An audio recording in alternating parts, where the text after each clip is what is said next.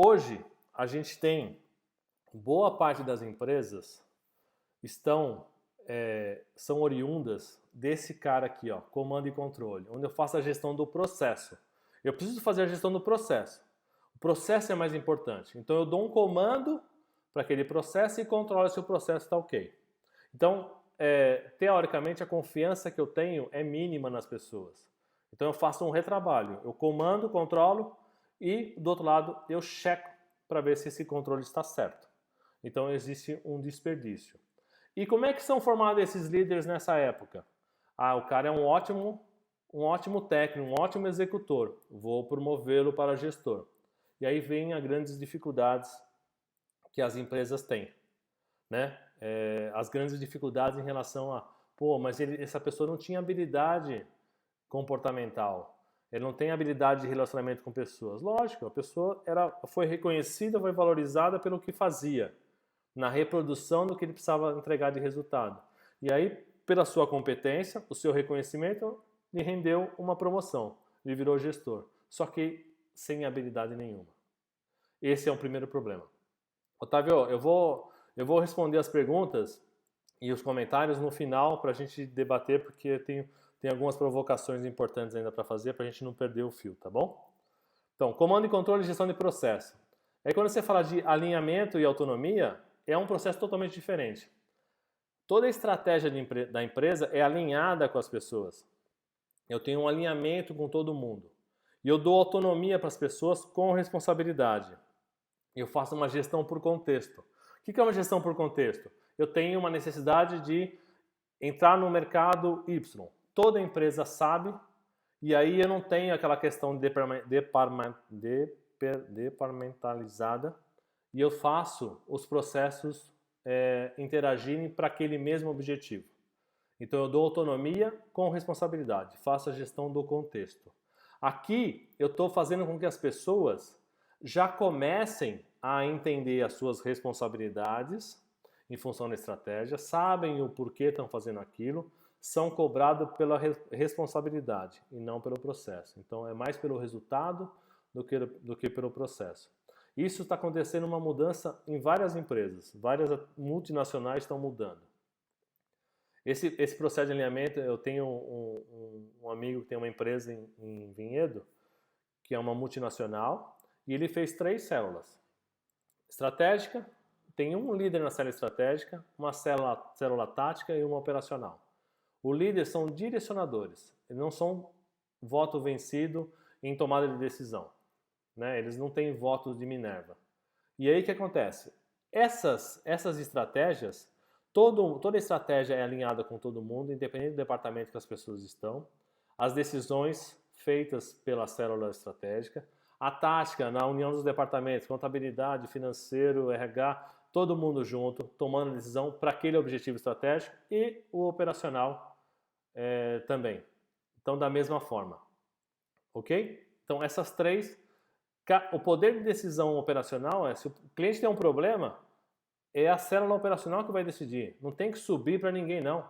É ali que vai ser resolvido o problema. E é aí que faz a diferença. Quando você faz comando e controle, você tem vários níveis de aprovação.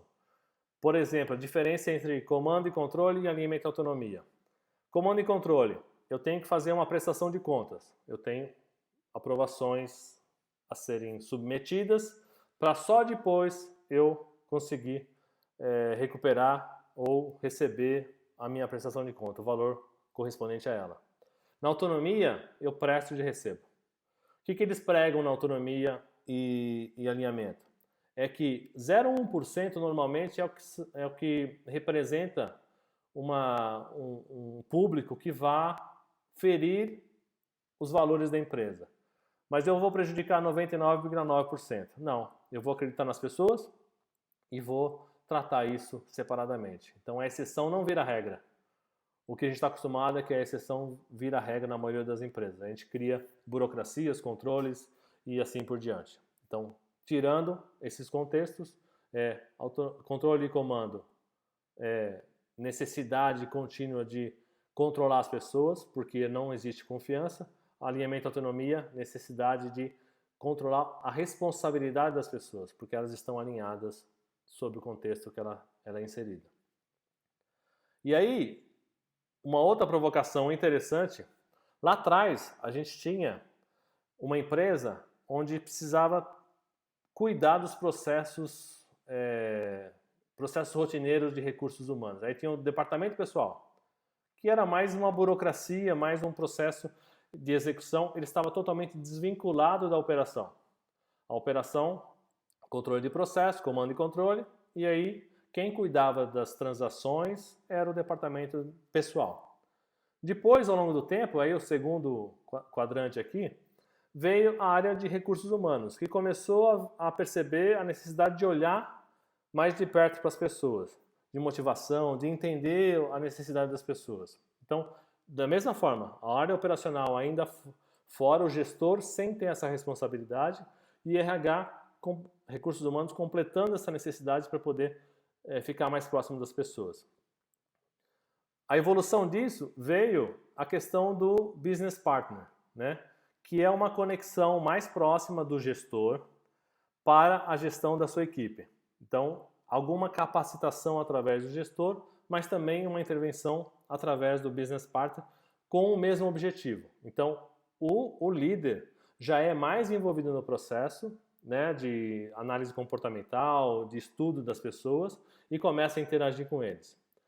A evolução disso é o líder, por conta própria, assumir esses papéis e aí o RH se torna muito mais estratégico do que operacional e o líder tem essas habilidades, soft skills para poder gerenciar e tocar as empresas mais diretamente.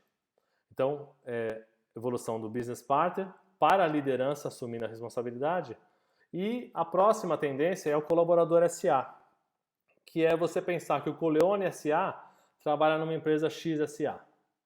Então, o Coleone SA tem as suas responsabilidades, soft skills, e é maduro o suficiente para entender as suas responsabilidades de fato e fazer isso acontecer através da continuidade de aprendizado que a gente viu no relatório da Deloitte, que quanto mais eu paro no tempo, mais eu vou perder as minhas habilidades vão ser totalmente desnecessárias, não tem relevância nenhuma, mas eu preciso agora trazer isso para mim. Então, eu preciso cuidar da minha empresa, do eu SA. Então, existe colaborador SA. No futuro, se tem muita a previsão de que as pessoas vão trabalhar por projeto. Então, lá no projeto, eu tenho um projeto de construção de uma máquina. Eu pego pessoas que têm habilidade, uno as pessoas, executo o projeto e desfaço essa equipe. Então, é a venda da verdadeira empresa que é cada colaborador. Por isso que eu coloquei uma provocação aí, colaborador SA.